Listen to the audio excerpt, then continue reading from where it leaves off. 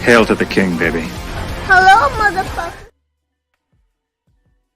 Welcome to Strictly Splattered Live, Episode 2. I'm here with Brother Chaos. Thank you for joining us. No problem. BC, how are you been? I've been pretty good. I can't really complain about anything. Master Chaos told me there were some audio issues from my end last month's episode. And I want to say I don't have a computer, and these headphones cost $100, and they said they have a built-in microphone. We're trying our best. What was I gonna say? Oh yeah, Master Chaos said I consider getting an external microphone connected to my phone because I record on my phone, but my charging port is messed up. I charge my phone on a base, so unfortunately, I apologize if there's any audio issues this time around. Just letting you know that at least we're both trying our best. Sometimes technology gets the becomes complicated, fucked up. Absolutely. But enough about that. Welcome to the show. This is your digital video store. Journey with us as we travel through the aisles to find some obscure horror cinema. And today we've got three interesting films. And I know at least two of them were new to me. I don't know if BC, had you seen Henry before, or you had not seen the sequel? No, this is the first time I saw it. I was aware of it, but I never touched it because I figured it cannot be as great as the original. That's the same reason why I haven't seen the sequel to 2001: A Space Odyssey, because I figure you can't top perfection.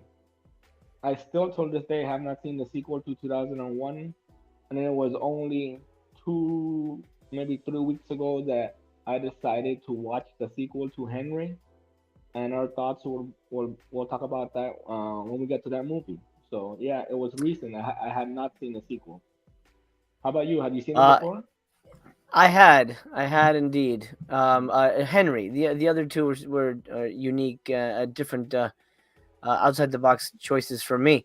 But let's get right to it. Unless you want to share anything about what you've been up to in the past month, is there anything you want to mention? Not really. Mm, no, nothing really. Just this show on YouTube, and uh, I haven't been doing any extra creative projects. I've just been on the down low. Gotcha. All right. Well, let's travel into the video store, and I'll let you pick first. Where are we going to first? What movie are we gonna grab off the shelf? Okay, how about we grab Witch Story? Which story? Look at this case. Oh my god, what a grungy case. It is Hmm. restricted to adults 18 years and over. So luckily we're all grown-ups here. All right, let's pull up the story so we have an idea of what we're talking about. Which story? From 1989, siblings and friends visit an inherited house unaware it's haunted by demons and a witch's ghost seeking revenge for her execution. An hour and 36 minutes, give or take. Now, this has been released by Vinegar Syndrome. There's a nice new Blu-ray out for it. I don't necessarily think I'm going to be grabbing it myself, but um, stay tuned to hear what we think, because you may be surprised to hear our thoughts. BC, since you picked it, go ahead and give us your review. Okay. The story is pretty exactly what the synopsis says. The witch is burned at the stake. Well, she's tied to a tree, and there's this little girl. I think she's the witch's daughter, and I think that after she sees her mom being burned, and then she jumps out a window and kills herself. Am I right? Does she commit suicide? Yeah, I think that's what happened. Yeah. Yeah, this movie was interesting, and it's Italian, right? Yes, it is. Okay.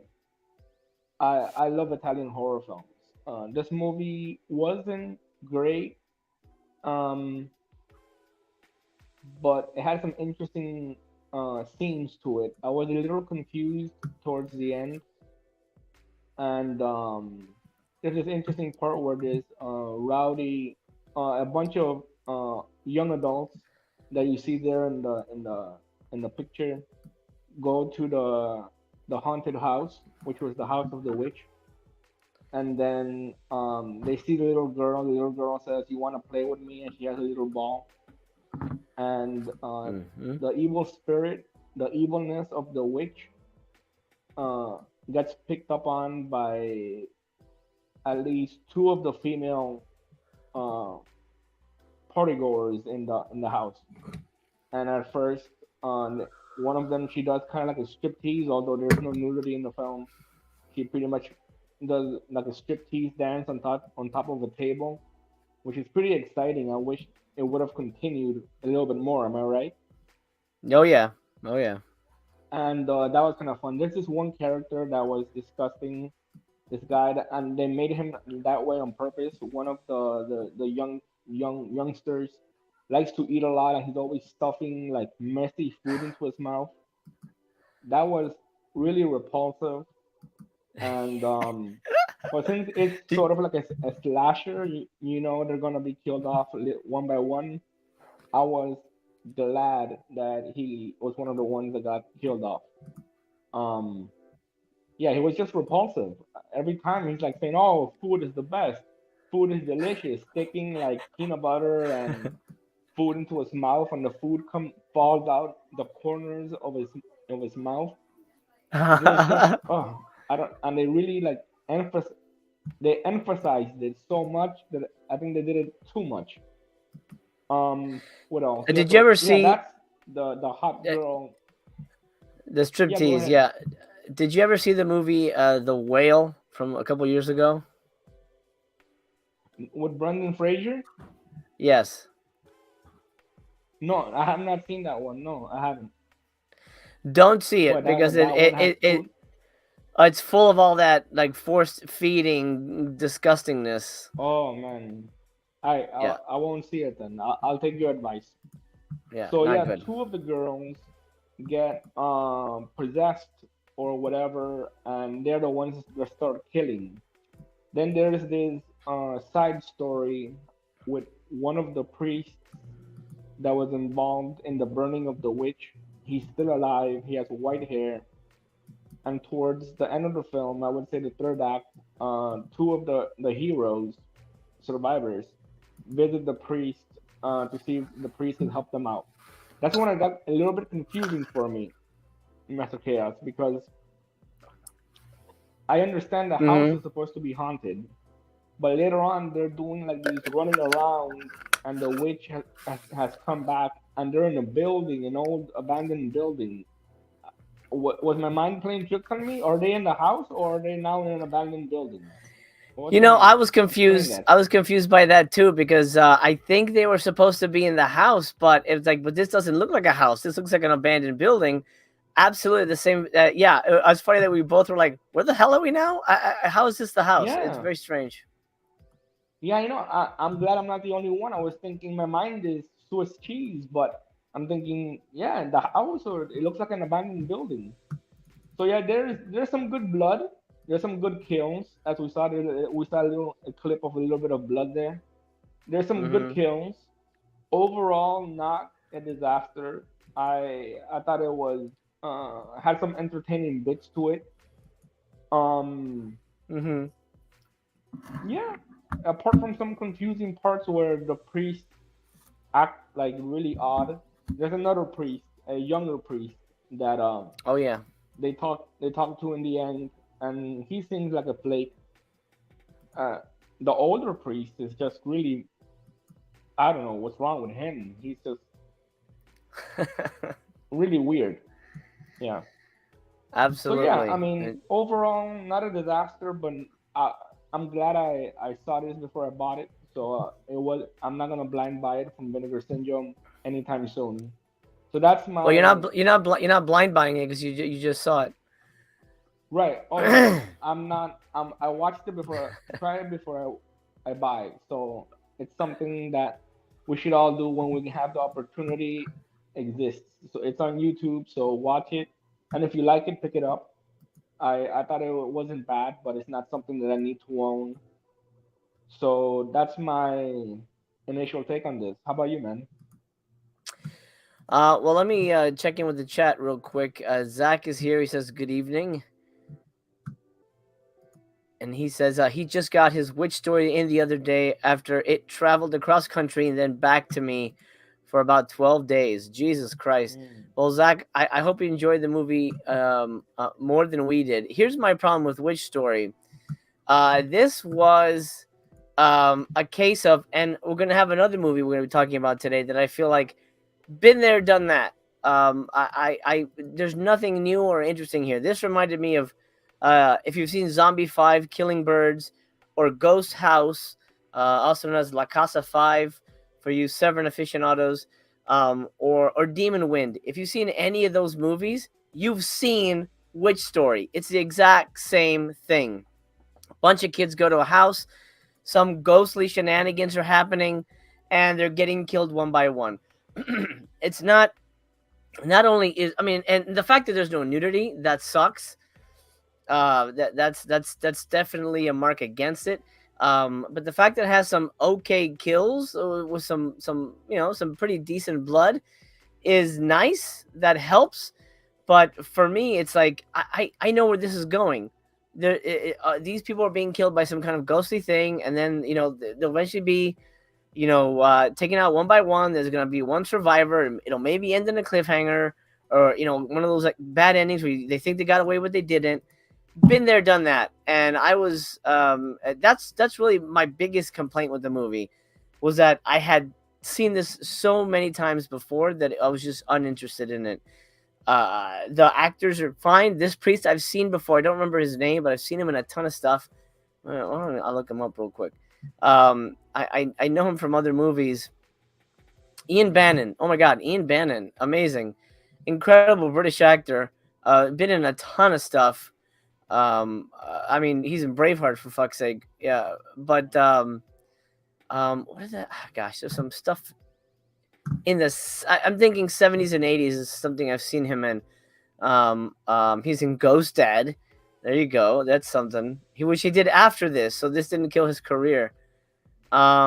He's in Gandhi. I mean, this guy's got a massive career.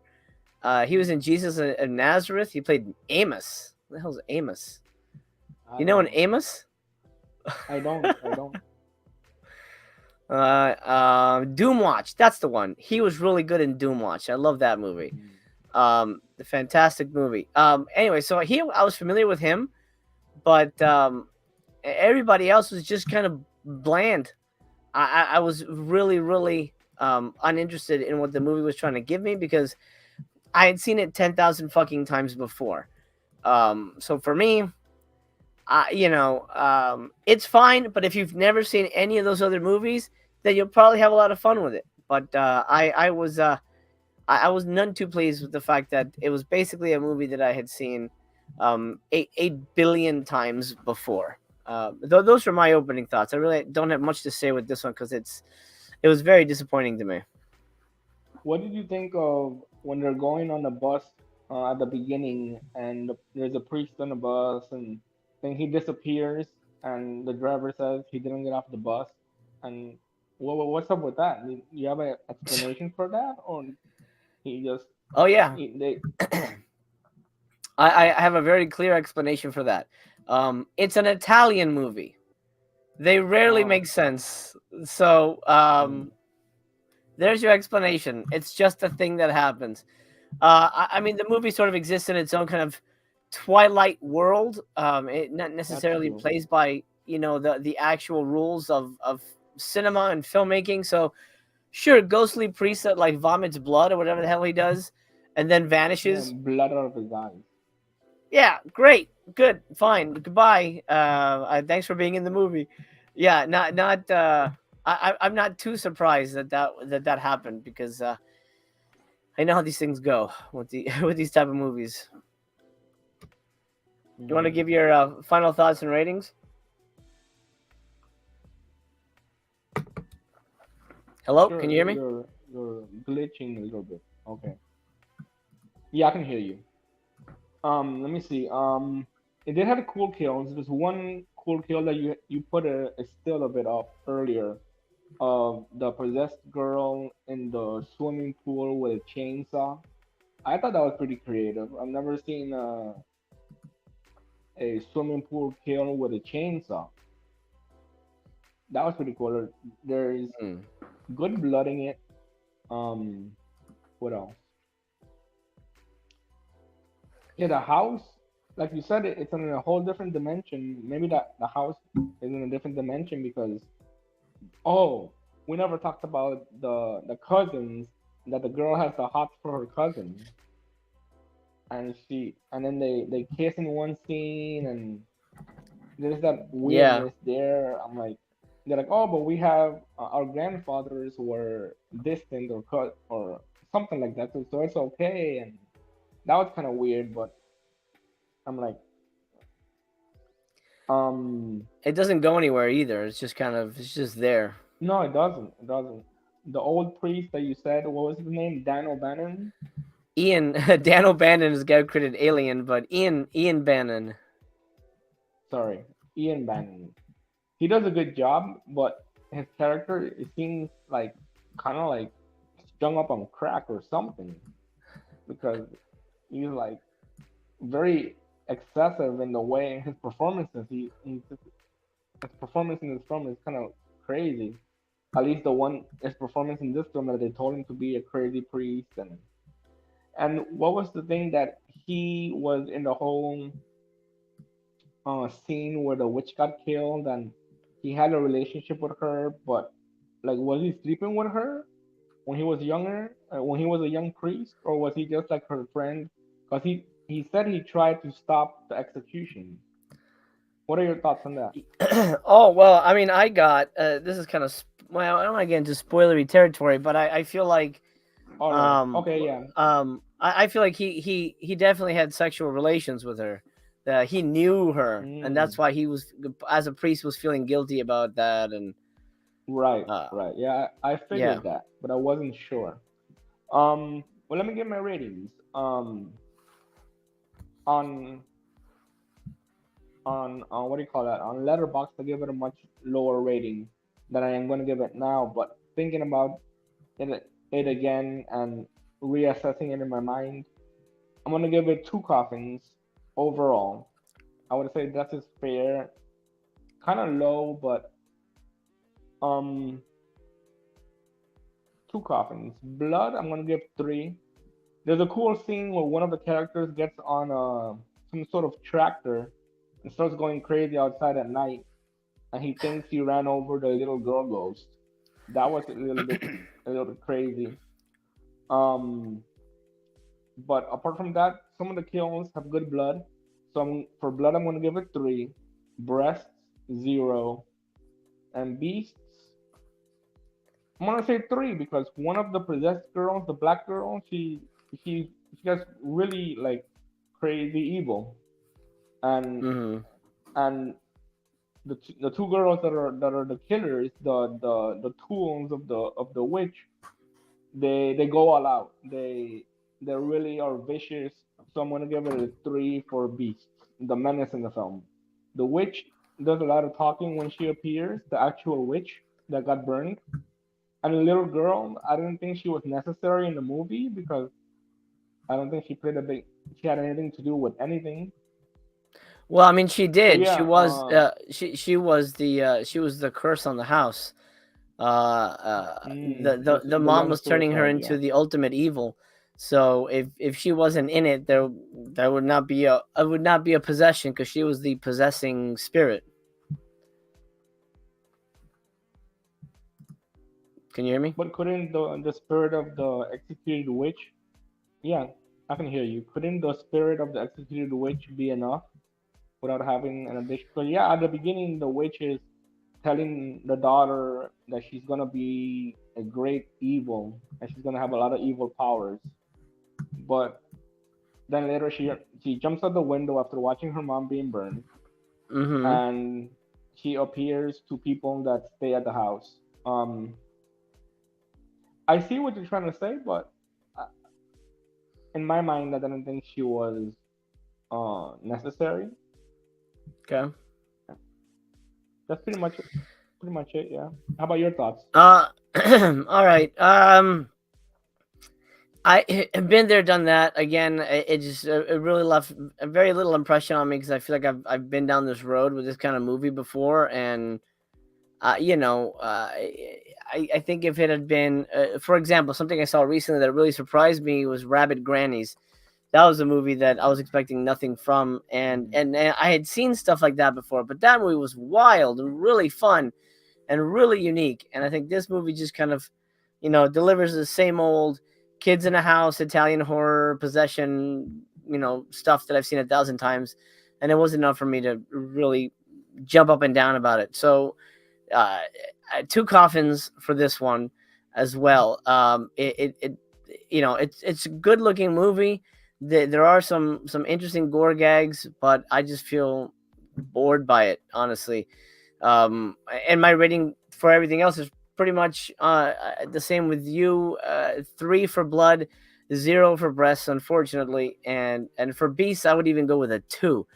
Because Oh, okay. yeah, I don't think it's a very spooky movie. I mean, it might be a fun kind of Halloween night movie, but again, just go in prepared, knowing you've seen this movie 10,000 times before, for better or worse. Especially if you watch a Before we, lot of horror movies. yeah, exactly. So that is Witch Story. We'll put this one back on the shelf for now. Before we pull our next movie, I want to throw this out before I forget it. I am a special guest at the Cabin in the Woods Film Festival happening in August in Seattle. I'm going to show you a small little promo video. It's about a minute long, and then we will come back to discuss the next two films. So hold on.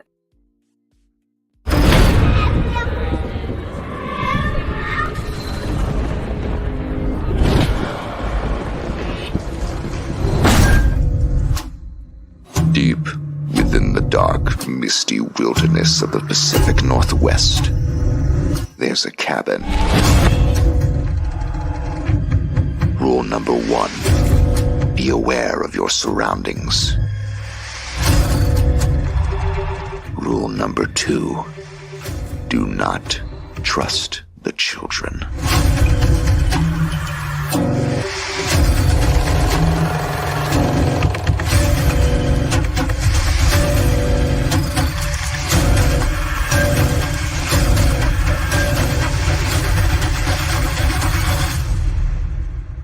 Rule number 3. The 3-day, 2-night venue for VIP cabin guests is in a secluded cabin in beautiful Eastern Washington from August 20th through the 22nd. Theater guests will be terrorized under the shadow of the Space Needle during the weekend of August 23rd and 24th. Tickets go on sale in May. See you out at the cabin.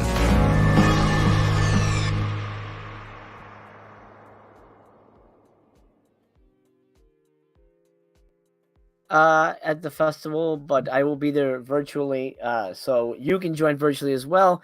Cabin in the Woods filmfestival.com, I believe. I should probably know that. I'll put that in the description later on. But I'm honored to have been asked to have been a part of that. Isn't that all right, BC, go ahead.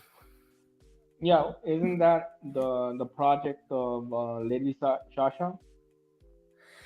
She is one of the people running it, but it's not her festival per se. Because I've seen ads for that on her social media, and I thought it was pretty cool. I didn't know what it was about. Um, so that's good. That's good. It seems like a fun time. Yeah. Unfortunately, you're not gonna be there in person. But so what is it? You're sending one of your horror films over there, and then you're gonna be on video on No, Skype I'm or not. whatever. I'm not actually. I'm not even showing one of my movies because it's all shorts. I'm just a guest filmmaker, and I'll be hosting online panels from here. So Oh, that's that's why cool. people can watch it at home. Interesting. Okay, awesome. Zach, his last thoughts here on which story which he now owns. He says, "Sad on the nudity. Looks like a good-looking cast." Yeah, it's a good-looking cast. He says, "I will say the artwork on the slip and slipcase was very cool. It's one of those slip covers with a side load slipcase. I Yeah, but like those. don't buy for artwork. Don't, that doesn't make a movie better. Artwork. I don't know if you heard, BC. I don't think you have because I don't know if you're following it as closely anymore. But the VSA for Half of the Black Friday, one of them is going to be 4K. They're dipping into 4K now. Oh wow. No, I haven't been following. I mean, I knew Vinegar Syndrome was releasing some movies this month. Well, they do every month, but I knew there was new movies, and but I haven't checked their website, so I didn't know. So one of the VSA is gonna be 4K now. So the price is up then, right? Oh yeah, oh yeah. Mm, that's unfortunate. Prices are up across the board. All right, you picked. So I will. I'll pick the middle movie. We'll go with a movie that I selected, and I was very excited to share with you because I was very surprised by it. This is The Boneyard, starring Phyllis Diller and Norman Fell, two comedians that aren't very well known for horror movies. Let's grab The Boneyard, pull it off of the shelf, and examine it. Let me bring up the IMDb here. The trailer's playing. Look at that. Ooh, you get a little video here. YouTube's gonna shit. So I'm just gonna show you stills. But The Boneyard. This I didn't know it was 88 films, but I think it was Region B locked. But I feel like this is bound to get a US release eventually. It was such a good movie. This is the story of strangely enough, Code Red put it out on DVD. Oh shit, that's cool. Oh, that's interesting. This is a movie that begins very serious. It's about a woman, sort of a chubby woman, which is rare for a horror movie to have sort of an overweight hero, especially in a horror movie. She's a psychic. She's kind of like, she doesn't really want to, follow her gift. She wants to sort of abandon it because it's too stressful and it's too exhausting for her, obviously mentally and everything, to deal with that. Because she helps find dead children for the police. She's called in on a special case. 3 children have been found dead. They want to know what's going on. She is convinced to come by and help. And then the rest of the movie takes place in a morgue. Now, it looks like it's going to be a detective thriller, psychic, where's the body, kind of a procedural type of thing. But it quickly turns into a precursor to Demon Knight. If you've seen Demon Knight, you'll have a good idea of what you're getting in store for when you watch The Boneyard. It is quite a bit of fun because in my opinion, it does not waste much time getting to the good stuff. You establish a really kind of serious and compelling tone right from the beginning. Hey, these kids are dead. This psychic lady, it's traumatic for her, but she wants to help find out what happened to them. Then you go to the morgue, and then it turns out, and this isn't a spoiler because this is the plot of the movie, those 3 kids are actually possessed. They become zombies, and they start eating the shit out of everybody. And if they infect you, then you can turn into a hideous monster like the one you see before you. This is what Phyllis Diller turns into. Look at that. I'm a sucker for practical effects and practical monster stuff. That is awesome. Awesome, awesome. It's so great. It's the kind of movie that doesn't shy. Like, here's the zombie kid, freaking creepy as hell. It doesn't shy away from goopy, gory, bloody nonsense. It goes all out with the kind of monster stuff in a kind of a goofy, tongue-in-cheek way, but it's played straight, but wink, wink, nudge, nudge to the audience. Here is a poodle that Phyllis Diller's character has. It gets infected and it turns into there's the poodle normal. It turns into a giant monster poodle towards the end of the movie. Look at this creepy motherfucker. This is a creepy ass movie. Again, I just done a movie with practical effects, so for me, I was really impressed with the level of detail here. Here's our heroine. She's really great. I think she's a very genuine performer. There's a big puppy dog. Here's the sort of co-lead in a way. He's the cop who comes asking for help. There's Norman Fell. He plays the coroner. I was really quite impressed by this movie. I love I love the practical effects. I love the fact that it sort of started out as a serious thriller, and then it became, a wacky, goopy monster movie. I'm a sucker for goopy monster movies. And I've been wanting to watch the movie for a while, a long, long while, and it was on YouTube. So I was like, "Damn it, it's about time!" And I'm glad I finally got to it. I really enjoyed this one. BC, what did you think of Boneyard? I didn't have a good time with this movie. I thought the acting was very dry, especially the beginning when the detective, he's one of the worst actors I've seen. I don't know if it's just him or the directing, because he goes to the psychic's house with another cop, and it's all so dry and you said it sets a serious tone, but for me it was just kind of a dry, boring, uninspired, lifeless kind of scene. The beginning where they're at her house and they can't find her, so they find an open door, then they find her sleeping like a recluse in her house. Her house is all a mess. I understand that Hmm. she's a psychic and she has a difficult job, especially with the finding the cadavers of kids. I know that's distressing, and I wasn't expecting everyone to be happy and singing, but the tone of the dryness carries throughout the movie, except when the zombies are in the scene. Uh, if I can, the one thing that I liked about this movie were the zombie kids. I wasn't impressed with the the morgue attendant, the woman Phyllis Dyer. You said her name is Phyllis Diller. Phyllis Diller. I wasn't when she turned into that big monster. I thought it was a little bit strange. It was kind of fun, but the zombie kids are where everything is at. That's some of the best looking zombies I've ever seen in any film, any zombie film. I love these zombie kids. I thought they were a freaking amazing, creepy as hell. They reminded me of the zombies from something that Fulci might make. These zombies were great. The zombie kids were amazing. They carried the movie. And I've seen the cover art, especially on the VHS in video stores. So I remember the poodle monster, and I was just waiting for that to happen. And he had a little bit of time in the film. It was fun. I liked the poodle's owner, the morgue attendant at late at night. The monster she becomes is really cool. The poodle, I was like, Well, you I just don't. said that you didn't like her. You just said you didn't like her monster look. It was better than the poodle. Okay. Yeah. What else I'm gonna say? The zombie kids again were excellent. Um,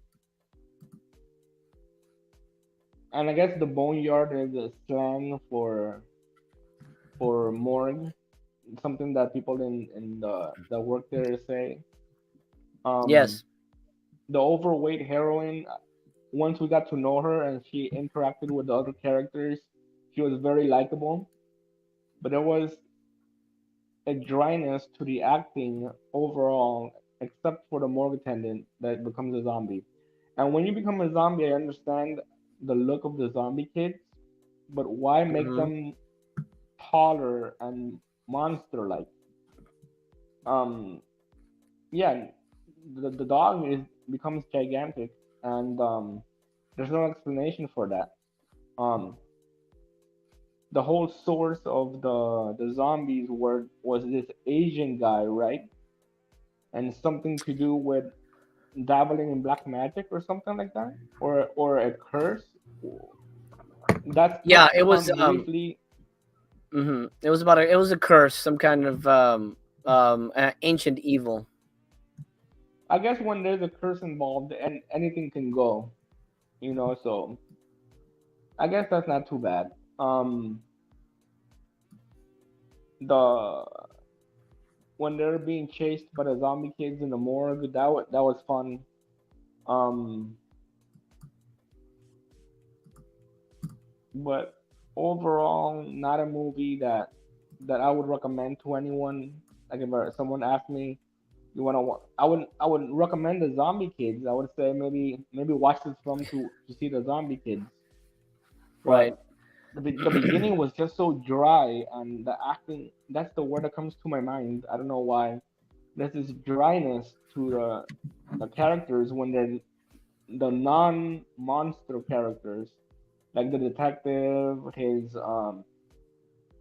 partner, Mm-hmm. except for the Morgan tenant. She has some spice, even when she's not a monster. She has an attitude, and she's fun to watch. But the chubby lady, she's kind of boring and dry as well, just like the detective. Um, there was a nice scene, a nice relationship between the psychic and the detective, that they actually cared for each other. That was pretty nice to see. But I would not watch this again. I would not want to own it. I would not want to watch it again. I'm honestly, I No. gotta say, I'm surprised because I thought this would be right up your alley because it's a big goopy monster movie with fun effects. I thought you would enjoy this one. Um, I I mean, it's didn't. like it's like if you watch. Did you like The Thing? John Carpenter's The Thing. No. I know that's a shock, Oh, but no, I don't like John Carpenter's thing. oh, well, all right, forget it then. All right, let me give my overall rating for Boneyard. I'm gonna pull up my Instagram. The hell's it called? Uh, Letterboxd. Here we go. Letterboxed. Okay, Boneyard.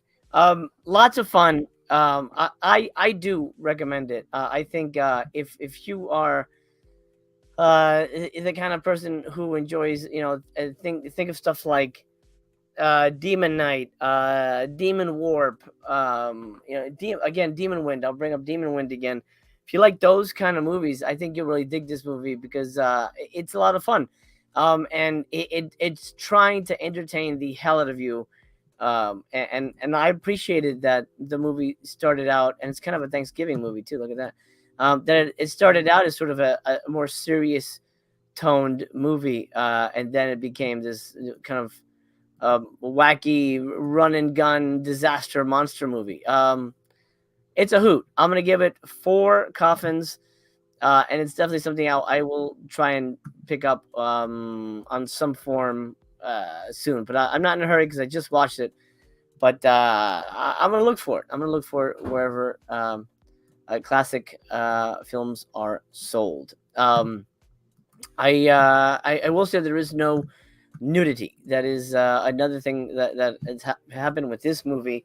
That being said, it's not going to get big ratings there. In terms of blood, I'm going to go, because of all the fun kind of goopy stuff, I'm going to go with a 4-0 for boobs, and Beast 5 because I love all the creatures in it. So absolutely fairly high marks for me. Boneyard.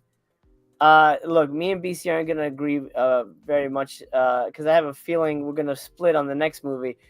But um, let's just put it this way: he didn't like The Thing. So if you like The Thing, Boneyard's your movie. All right, BC, go ahead, give me your final ratings. I think it's weird that I don't like the thing, and I've thought about it a lot. It almost feels like a movie that every horror fan should like, but I'm not gonna apologize for my tastes. I've seen the thing Mm-hmm. maybe once or twice.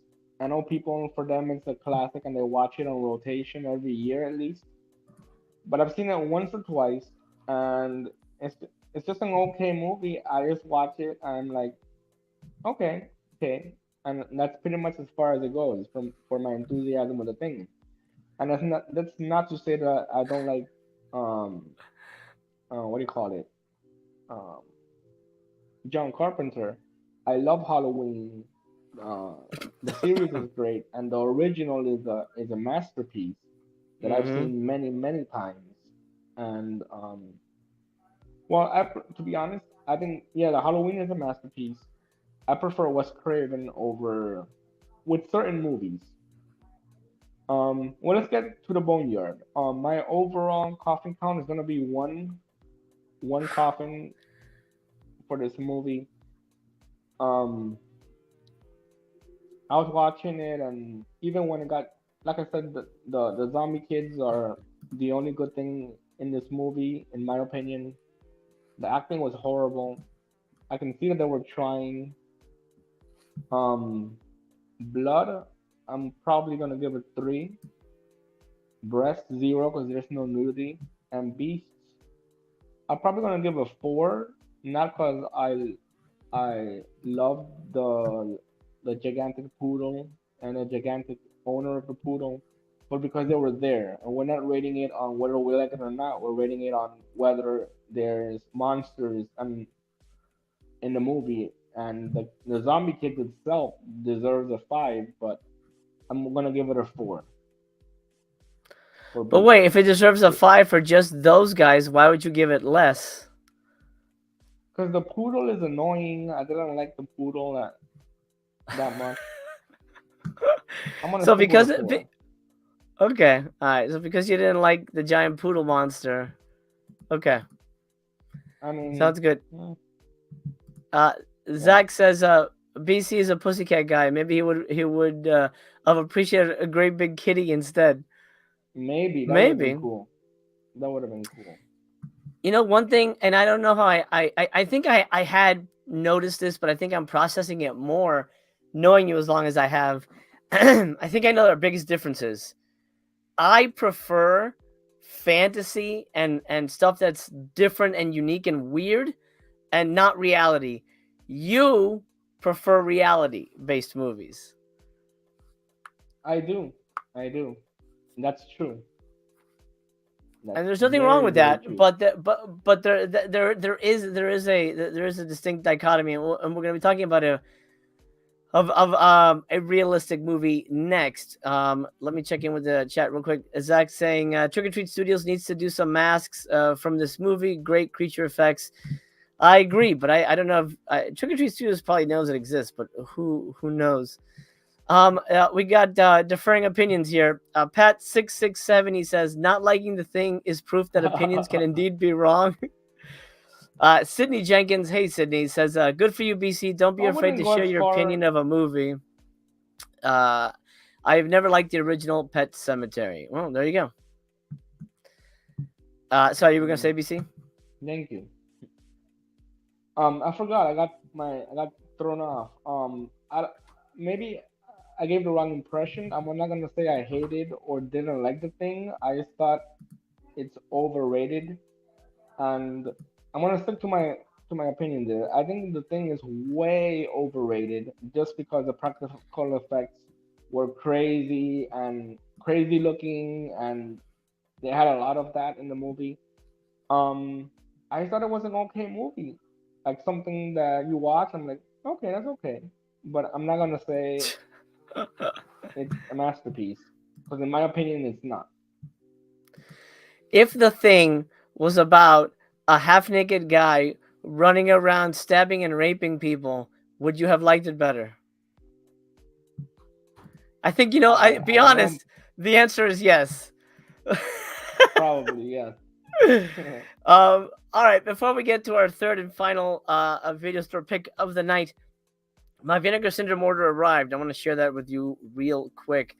I grabbed this was on sale, The Mysterious Castle in the Carpathians from Deaf Crocodile. This was their going out of print sale, but they're not really going out of print. I also grabbed, hey folks, it's the intermission time video party. I'm so excited to watch this. It's like 5 hours long, but it's like all the good stuff that really makes me happy. All the blur really sucks there. I'll keep it like that. I love all this good old fashioned. Come on, Blur. There you go. Good old fashioned drive-in movie fluff. So I'm excited to watch that.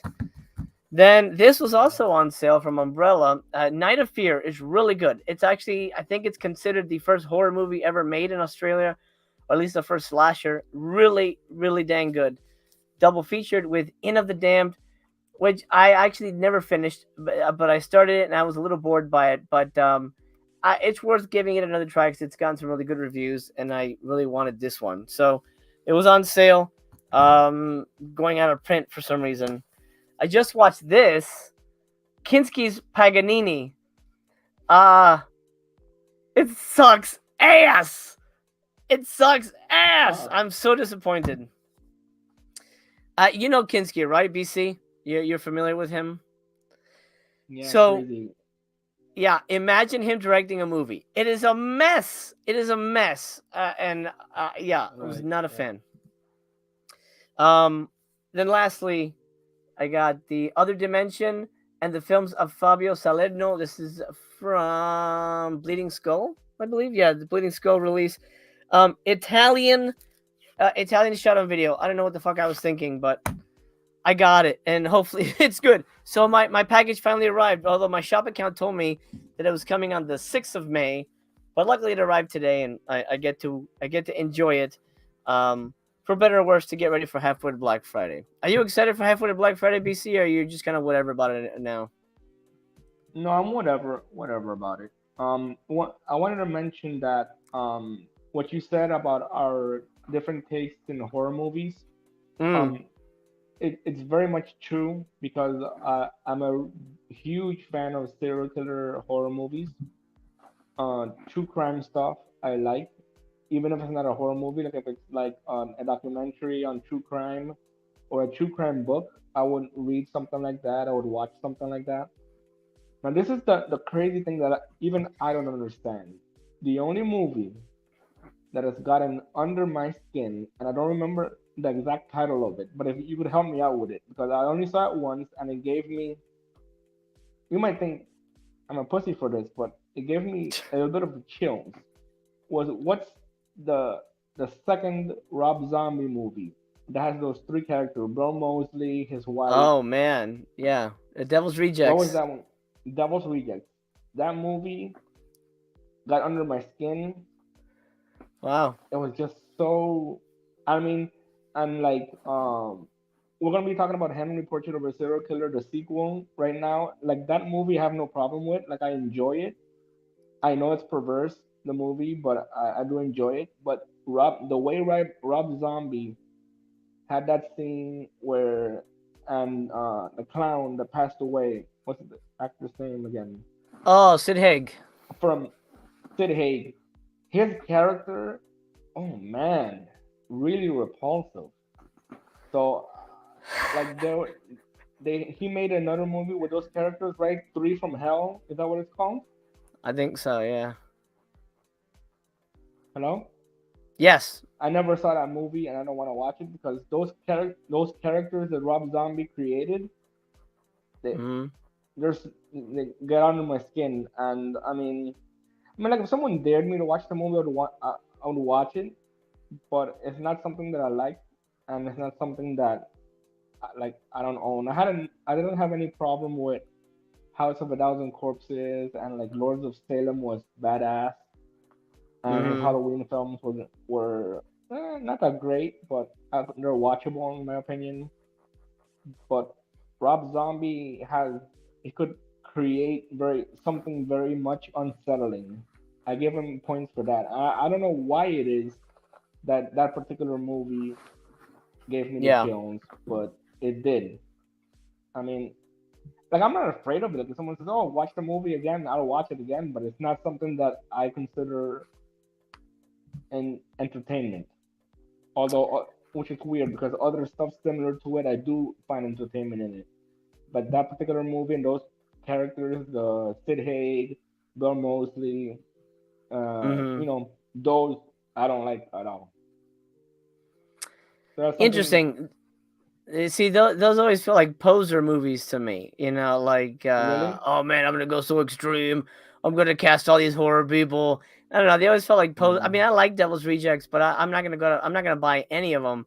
They feel like, except for Lords of Salem, I've not been a fan of any of his movies. mm. Especially Monsters. Jesus Christ. I Um, never saw that one. I just heard it was no. bad and I just avoided it. I'm assuming you wouldn't have watched it even if they said it was good. It doesn't seem like your style of movie. No, if they said it was good, I probably might have watched it, but I heard it was Hmm. really horrible. So most It people was tend to indeed. think it's bad.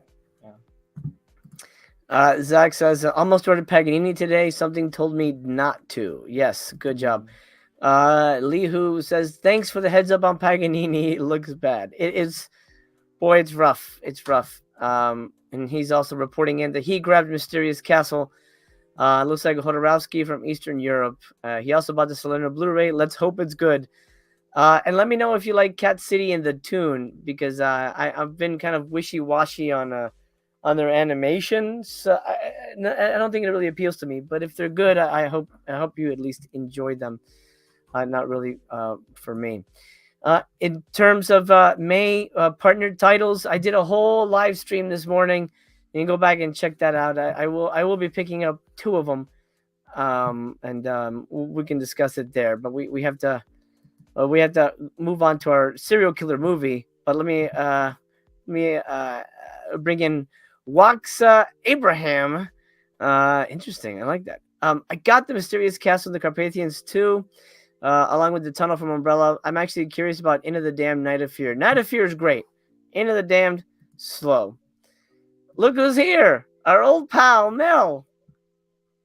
She Hello, says, Mel. "BC, good to see you, my guy."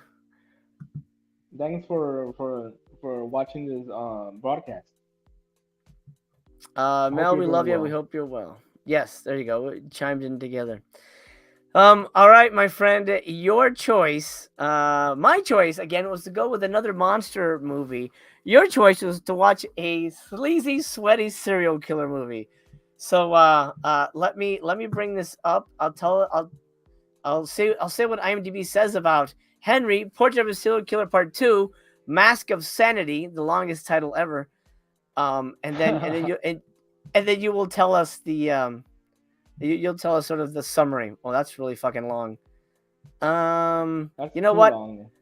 Too long. Just tell us what the fuck it's about. Henry 2. Go, take it away, BC. Okay, well, I wasn't. I went in completely not expecting much because I think that Henry Portrait of a Serial Killer, the original with Michael Rooker, is a masterpiece in acting, directing, creepiness in every sort of way. It's an excellent horror film. And so I knew, I was aware that they made a sequel, but I never got curious about it because maybe next time I'll think differently. But I thought that this movie was amazing. It was not until I logged into Letterboxd and I saw Master Chaos's review for this film that it made me think twice. Not, Oh, I mean, I still think okay. this movie is amazing, but I remember you said something along the lines of that it was pretty much beat for beat the same thing as the first film. And when I think about it, I would agree with that because here I'll say how the story is about. Michael Rooker is not in this movie. We have a new actor playing Henry, and at the beginning we see him kind of like a transient. He's homeless. He's eating and sleeping at a homeless shelter. He's back. He's still killing people because we see isolated shots of the murders, much like the first film, where we see in the first film there's this lady with a broken bottle in her face, and in this film it has um, another deceased person that supposedly were made to understand as another victim of Henry. So he decides to Mm-hmm. get a cheap job just to have some money to drink beer and buy a new knife to kill somebody with. Um, in the first film, he was a what do you call that? An exterminator. He had that job for a little bit. In this movie, he works delivering and cleaning up porta potties, those those plastic things, plastic johns, and he has that for a little bit. And he makes a friend. One of the guys that works there decides to give him a spare bedroom. They become friends. Henry, they're out on the town, and Henry starts to introduce him to the what he thinks is the greatest stress reliever, which is murdering somebody. And I'll in the be right first back. film, You can yeah, go ahead. you continue giving the plot. I'll be right back. Okay. And in the first film, his partner in crime is Otis O'Toole, I believe based also on another real life serial killer. In this movie, he becomes friends with the guy that works delivering the porta potties, this guy right there. And Henry introduces him to, like I said, in Henry's mind, the greatest stress reliever, which is just finding a random subject out on the street, beating the crap out of them, killing them. And that brings Henry lots of joy. And so he has a new partner in crime this time. The guy is likable. Um, they go out on the town, and this guy has kind of like this sketchy side job where he burns down buildings to collect the insurance for them. And he's not like connected to the people. They work out a whole system where the people that want the building burned down let him know, and then he goes out at 3 a.m. with Henry. He tells Henry, "Come along, you can make $500 on one night's work." So they go along and they burn down the building, and they make some quick cash off of that. And it's during the budding friendship that Henry introduces him to killing, especially random people, because there's another character, uh, the wife of the guy that Henry's staying with has a niece that she has some sort of mental disability, and she's an artist.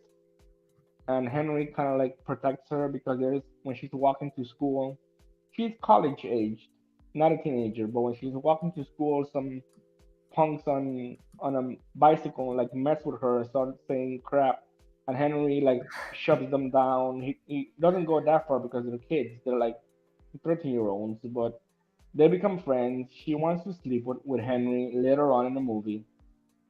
Henry's kind of like this. Mm. I think Henry is incapable of intimacy, so at the beginning he like just shoves her away, but he's a narcissist, so he it looks like he cares for her, but if you remember the ending to the first film, I'm not gonna go spoil that one for you, but if you remember that, you know that Henry is incapable of having a normal human relationship. He's just so cold and he's a savage. Um, so Henry and his coworker kill a bunch of people. Um, then that the coworker, the guy, he's spooked and he tells his wife, and the wife wants Henry out of the house. And Don't go too then far Henry because snaps. we don't want to do any spoilers here for them in terms of the finale. All right, so like I said, if you this movie follows the blueprints of the first film, so you could probably guess. And if you see that, that's um the side job that the guy introduces Henry to, which is burning down houses for insurance money. So I thought that was a pretty cool new concept introduced into the Henry film. Um, I came in just not expecting anything, and I thought this movie was amazing. I never thought, and I had no idea if a movie could replicate the level of gruesomeness in the John McNaughton film, the original, Mm, but this movie is proof that you can replicate it to great effect. The kills are just as vicious, the mm. violence is bone chilling. The only thing that is not great is that we miss Michael Rooker. We wish he would have been in this film or portrayed Henry again. Um, but it's still possible to make a Henry sequel without Michael Rooker. This movie, I thought it was amazing. The acting is great from everybody, and it captures the same feelings of the first film. So that's pretty much what my initial thoughts on this film. Okay. You were giving the lady from Boneyard a hard time for having a dry performance. But here, our Michael Rooker stand-in, Neil Guintoli, um, is so boring. So boring. Yes. And it's like, okay, this guy is not a Michael Rooker a stand-in whatso fucking ever. And also, he's got this massive beer belly. Both of them do. So it's just about these two like beer belly chubby dudes walking around, which I mean adds to the realism of it. But you know, Mike from my recollection, Michael Rooker was looked strong and he was slim. He didn't have like this fucking beer gut. So I'm like, what the like? Why would they choose this fucking guy? He sucked. I mean, he was. I'm not gonna be. I don't want to be mean, but I thought he was not great. There's where my problems start. Uh, Mel says dad bods in this year. I heard. Apparently, well, this movie was made a while ago, so they missed their mark. Um, the biggest problem was this is a rinse and repeat sequel. It's supposed to be a direct sequel to what happened in the events of the first one, but they give us the same fucking movie. The absolutely same fucking movie. Now look, Henry 1 is a really well done movie for its time. I'm not a fan of serial killer movies in general. The ones that for the most part idolize the serial killer as this kind of mythic figure. I don't fucking like that. This is an ugly world and bad shit happens in it. And I don't like movies that celebrate that. This is a movie that really celebrates that disgusting side. It's almost like, why does this movie fucking exist? There's no reason for this movie to exist. Here's what they could have done. Henry 2. Okay. Expand on the mythology. Expand on the lore. Expand on the backstory. Where's Henry's childhood? Why is Henry the way he is?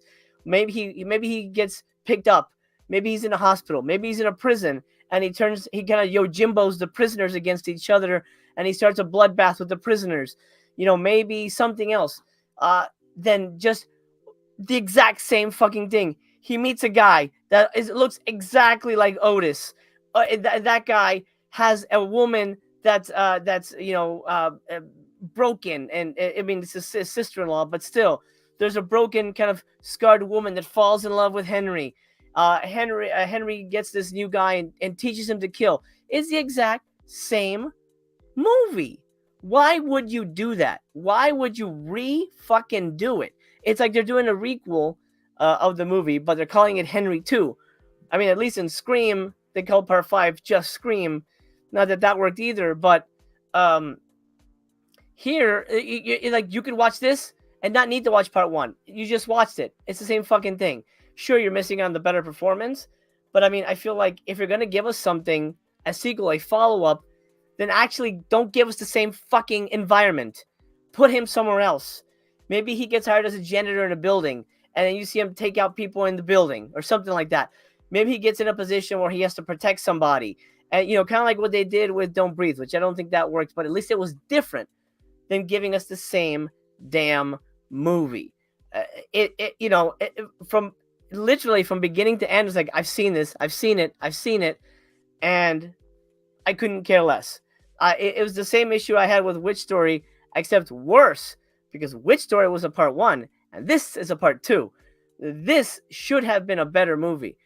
This should have uh, given us, at least in my opinion, a reason for its existence. I don't think this needed to exist. This did nothing else except show more people being tortured and murdered, and I don't know why that's a good thing. So Henry II, when you said we were going to do Dark Knight of the Scarecrow, but because of technical issues on your side, you said let's just do Henry II. When you said Henry II, I'm like, oh no, ugh, because I know I remember this not being a great movie, and I was right. You know, Chuck Perrello has done a ton of these serial killer type movies back in the early '90s. So he kind of knew this world. He knew this cinema.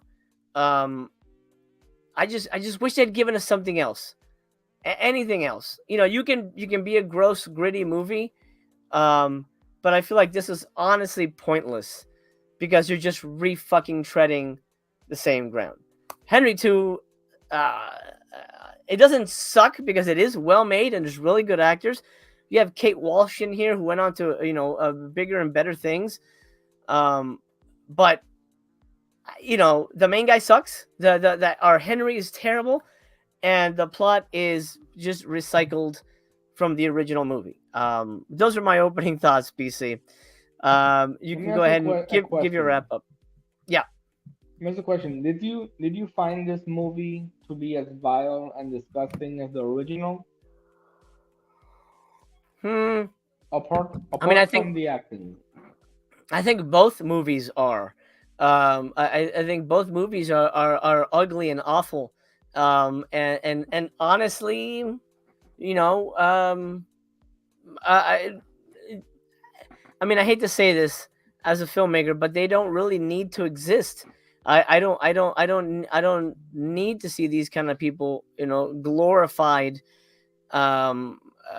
So both movies are disgusting and unpleasant. So yeah, I would say both of them were pretty hideous because they're making this shit look good. You know what I mean? They're making this look fun, and I think that's dangerous. Right. Well, I don't think they're making it look fun. I mean, if you're smart and you're fairly well balanced, you're not gonna go out and don't blame horror movies. That the whole thing with that.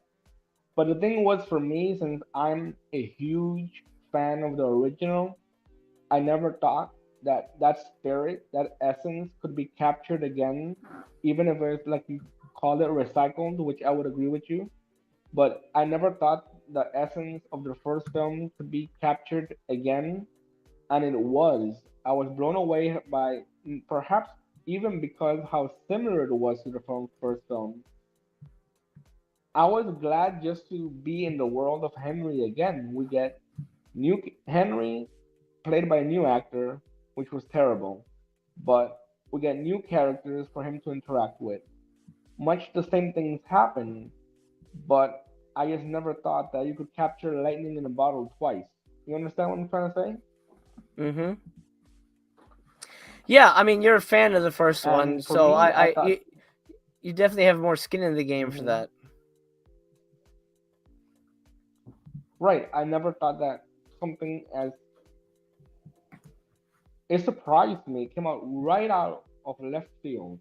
I didn't think that it would be as I think just as not just as good as the original, but fairly good and amazing. I thought this film was amazing. Should I give my coffin count? Absolutely. Okay, I'm gonna give it 4.5 coffins. I really enjoyed this film. If you're a fan of the first one, I mean, a big fan, and you were aware, oh, they made a sequel.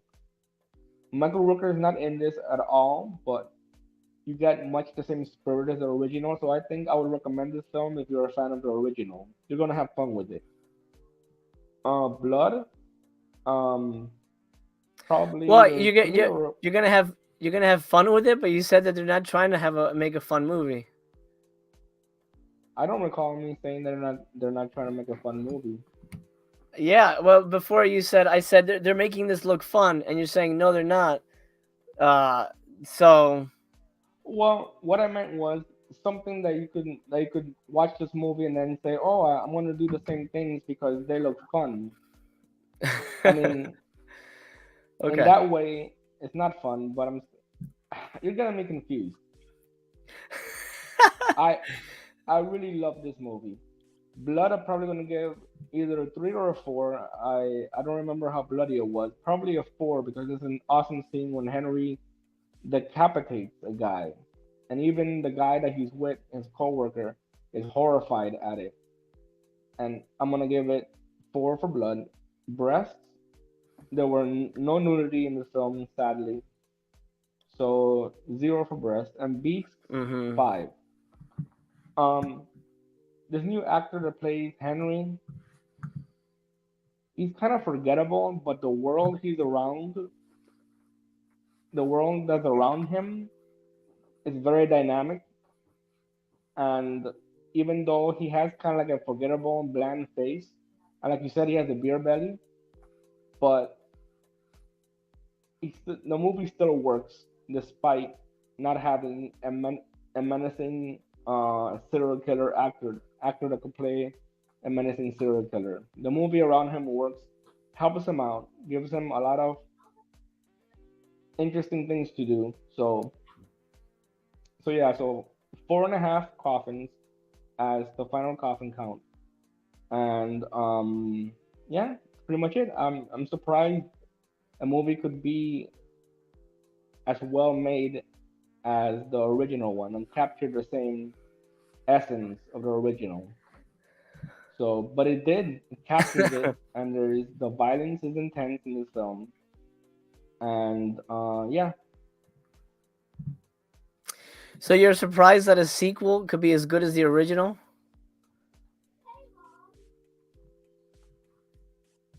Hello? Well, there's exceptions like Aliens, Oh. you know. Mm. Yeah, I'm here. Can you hear me? Yeah, for some reason you took a bit to respond. I didn't know if you were glitching or it was my end. Mm. So I mean, mostly So, what's sequels. your ratings? Look, some sequels could be better than the original, like outpace them. Um, Chucky 2, Child's Play 2 is a fantastic film. Some would say, I would say, better than the first one. Aliens, Terminator 2. So I don't think it's out of the realm of possibility that sequels aren't as good as the original. This is just the original. There's nothing new here. I've seen it. The only thing there's two things I like. Kate Walsh, I think, is great. She's in Grey's Anatomy. There is no nudity in this, but you kind of see her in a kind of a see-through T-shirt, so that was kind of fun. But the guy who plays, I don't remember his name, but the new Otis, whatever his name is, He was good. look at the hell's his name? Kai. What a weird name, Kai. Kai. He reminded me of Oliver Reed, which was at first I'm like, God, I know that guy. I've seen that guy in something. And then I realized, oh, he looks like Oliver Reed. That's why that's why he seems so familiar. Absolutely looks like Oliver Reed. This is I think for me a discovery because I think he's really great, and I'm sure I've seen him in something. He's been in a ton of stuff. He's been in episodes of Prison Break. He was in that movie Dragonfly. I don't know if you guys remember that one. Yeah, he's one of those workers, those character actors that's been in everything. But he looks so much like Oliver Reed. And I'm like, damn. He felt familiar, but he was really good. Everyone else was really good. I just didn't like. I didn't like the Henry. Look, this is a very unpleasant, ugly movie about unpleasant, ugly people doing nothing but killing people. And it's not my cup of tea. Again, the world is awful. and I'd rather not relish in the fact that this shit actually happens. Maybe that's why I prefer fantasy over realistic horror films. Which I mean, you could argue that slasher movies are realistic, but there's an element of playfulness and mystery there with the masks or whatever. Yeah, that it doesn't. It's not necessarily people. It is people killing people, but it's on a heightened level. When it's just you know um, torture and sexual abuse and murder just for those reasons, that does not appeal to me. I'm gonna give this 2 coffins, mainly because it's not terribly made, and the actors are fairly decent, beyond the new Henry. For blood, I don't know. I mean, yeah, there's some gore in it, so I guess I'd go with a 4. No nudity, so 0 for boobs, and for beasts, I really didn't like these guys, but the fact that these type of people exist in real life is scary.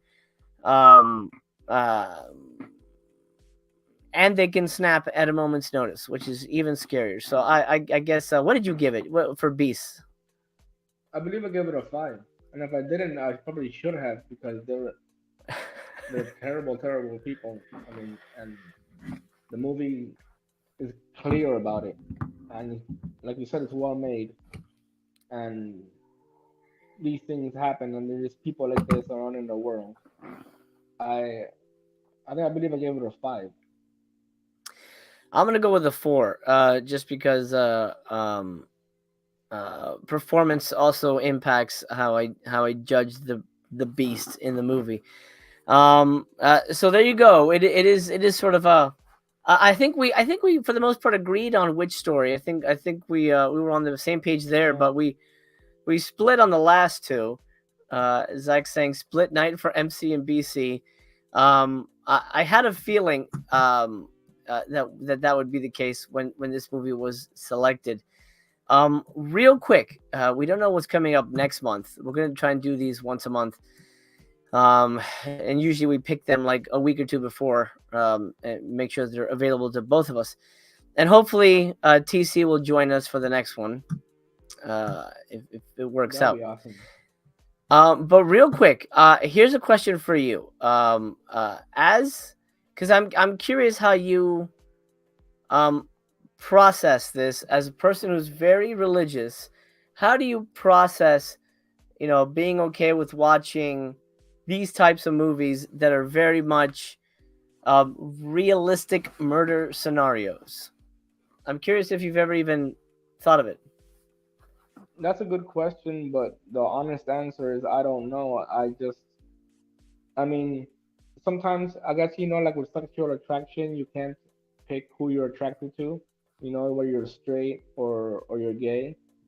Entertainment, I sometimes can't decide what I like and what I don't like. I see something and I find entertainment value in it, and I Mhm. watch it. I watch things similar to it, and that's from then it goes step by step.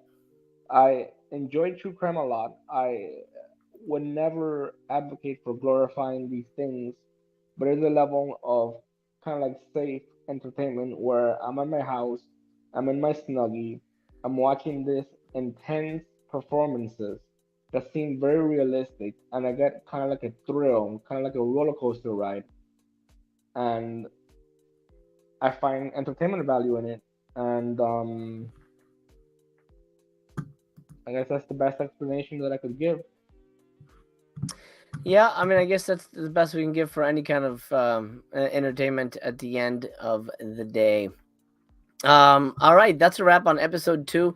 We're gonna put our crusty copy of Henry 2 back on the shelf and bid adieu to the video store here on Strictly Splatter Live. Thank you for watching. If you watched live, thank you for joining in. Drop a thumbs up on your way out the door. BC, what do you think we should tackle next month? Is there anything in your mind that you think would be a good choice? As of now, I have no clue, but I mean, I really much wanted to watch the movie that you were trying to send me, but I had technical issues on my end. I really wanted to watch that because I was a fan of the first film. Mm-hmm. I was curious about it. I wanted to watch it. It didn't seem to work on my phone. Um, but I don't know. I guess, like you said, maybe like a week and a half to 2 weeks before we pick a movie, we'll see that it's still available to both of us, maybe the three of us if TC joins us next month, Mm-hmm. and we'll go from there. But obscure horror films is what Strictly Splatter was all about. So these same types of films, anything like that, I would be okay with. I don't nothing, no particular title jumps to the top of my head right now, but the films we have done so far this month and last month, I had a good time with. This month, I really much enjoyed Henry. Last month, I enjoyed Door a lot. I Mm. thought it was really great film. So hopefully next month we'll have something that I really enjoy as well. At least if I enjoy one of the three movies, I consider that a success. Um, but I just couldn't get into Boneyard. Mm. Well, I there's a couldn't. movie I want to suggest. It's on YouTube. I loved it, but it's very much sort of in the Boneyard aspect. It's called Time. Oh my God, Time Sweep, something like that. God damn, let me look back because I saw it around the same time. Time Sweep from 1987. Super fun, super fun movie. But there's nobody being tortured and murdered in it. So I mean, there are murders, but so I don't know if it'll appeal to that side of you. But we'll see. We'll come up with some really fun titles. The more obscure, the better, because we want to shed a light on stuff you may not have heard of or might be interested in picking up if it has a recent release. And who knows, maybe something announced for halfway to Black Friday through Vinegar Syndrome is available on YouTube, and then that'll be an easy pick. We'll just go check that out and give people a TBYB on our side. Lastly, from Zach, he says, "Good show, guys. Love the honest, strong opinions. No BS in this show. We try." Thank you. Mel, thank you for watching. She says, "Fun show. See you dudes next time." Nice. Appreciate you being here. All right, BC. What do you got going on for the rest of the evening? You just gonna chillax at home? I'm gonna watch I'm binge watching The Good Doctor. I find that show great. The main actor Freddie Highmore is amazing, and I love Mm-hmm. watching him in the show. So I enjoy that a lot. The Good Doctor is a really good show. I'm on season 3 so far, so yeah, great show. Nice. I love the Very good. drama. The drama in that show is top notch. You know. I do. I haven't seen it, but I get what you're selling. I'm gonna spend the evening with hey folks. God damn it. Stupid folks. Come on, focus. Oh, this blur thing. There we go. Hey, it worked, kinda. Well, I'll put up my face. Anyway, fuck it. I'm gonna be spending time with the intermission time video because I've been dying to see that. Until we see you again in the video store aisles here on Strictly Splatter Live, thank you so much for watching. Good night, and watch out for Henry's. Yeah, y'all